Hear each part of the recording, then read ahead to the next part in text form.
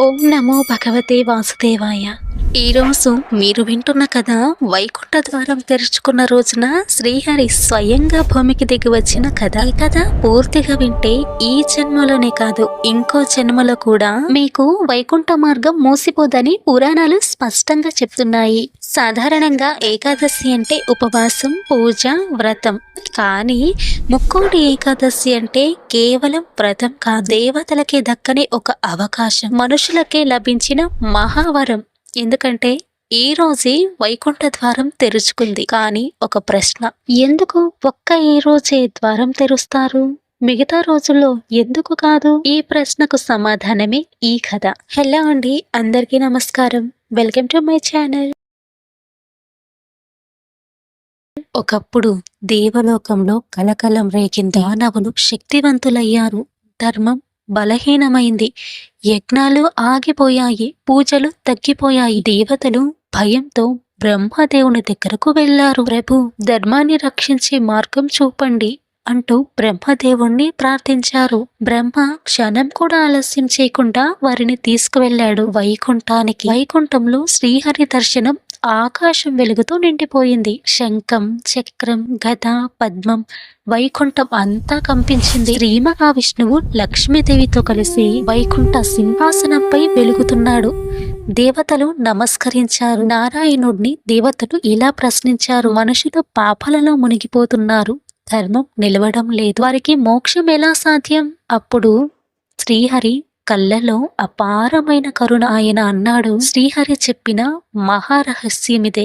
దేవతలారా, కలియుగంలో మనుషులు సంపూర్ణ ధర్మం పాటించలేరు, కానీ వారికి నేను ఒక ద్వారం తెరుస్తాను. ఒక్క రోజులో, ఒక్క నమ్మకంతో, ఒక్క శరణాగతితో వైకుంఠానికి చేరే మార్గం. అదే రోజు ముక్కోటి ఏకాదశి. అప్పుడు లక్ష్మీదేవి మృదువైన స్వరంతో అడిగింది, రేపు ఈ పవిత్ర రోజున మనస్ఫూర్తిగా నిన్ను ఆశ్రయించిన భక్తులకు నేను ఏ ఆశీర్వాదం ఇవ్వాలి? అప్పుడు శ్రీహరి ముఖంలో చిరునవ్వు విరిసింది.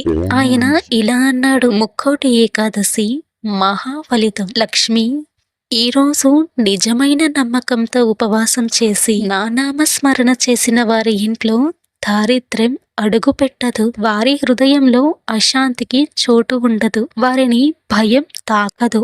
ఎందుకంటే నేను వారిని విడిచిపెట్టను. వారి చేతిని పట్టుకొని నేనే స్వయంగా వైకుంఠ మార్గం చూపిస్తాను అని విష్ణుమూర్తి లక్ష్మీదేవితో చెప్పాడు. ఈ రోజు చేయవలసిన ముఖ్యమైన ఆచారం శ్రీహరి స్వయంగా చెప్పిన విధానం. ఈ రోజు ఉదయం శుభ్రంగా స్నానం చేసి ఇంట్లో దీపారాధన చేయాలి.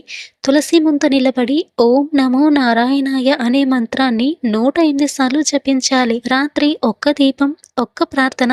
ఈ రోజు అంతా నమ్మకం చాలు. ముక్కోటి ఏకాదశి అంటే ఆకలి కాదు, ఉపవాసం కాదు, మన అహంకారాన్ని ఉపవాసం పెట్టడం, మన కోపాన్ని ఉపవాసం పెట్టడం, మన పాపపు ఆలోచనలను ఉపవాసం పెట్టడం. అదే శ్రీహరికి కావాల్సింది. ఈ రోజు మీరు ఏం చేసినా చేయకపోయినా ఇవి మాత్రం అస్సలు చేయకండి. పరులను నిందించడం, కోప్పడటం, గొడవలు పెట్టుకోవడం, ఇతరులను బాధ పెట్టడం, ఇలాంటివి ఈ రోజు అస్సలు చేయకండి.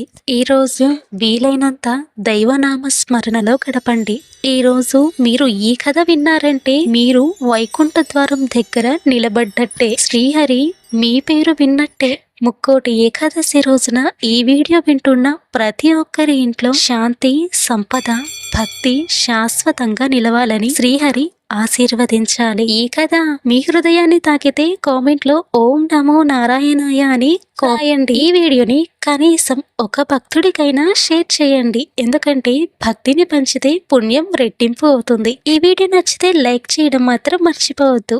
ఇలాంటి మరిన్ని భక్తి కథల కోసం నా ఛానల్ని సబ్స్క్రైబ్ చేసుకోండి. పక్కనే ఉన్న బెల్ ఐకాన్ని క్లిక్ చేయండి. నేను చేసే ప్రతి వీడియో మీకు ఫస్ట్ నోటిఫికేషన్ గా వస్తాయి. ధన్యవాదాలు. Thank you for watching. ఓం నమో నారాయణాయ.